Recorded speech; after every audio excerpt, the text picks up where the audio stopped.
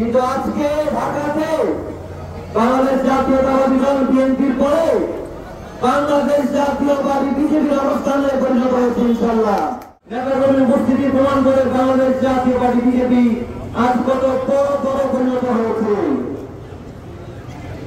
আমরা যখন বিজেপি এবং সকল অঙ্গ সংগঠনের পুনর্গঠন নতুন নেতৃত্বের মাধ্যমে পুনর্গঠন শুরু করি, তখন শুধু আমরা ঢাকাতে আমাদের কার্যক্রম শুরু করি। আজকে এই বাজারে দাঁড়িয়ে গর্বের সহিত বলতে হয়, বিজেপি শুধু ঢাকা বা কোন একটি অঞ্চল ভিত্তিক নয়, বিজেপি আজকে সারা বাংলাদেশে সুসংগঠিত। ইনশাআল্লাহ এবং বিজেপি আমরা কি কথা বলতাম, একটা সময় আমরা স্বপ্ন দেখতাম আমরা তৃতীয়বার চতুর্থ বড় শক্তিশালী দলে পরিণত হব।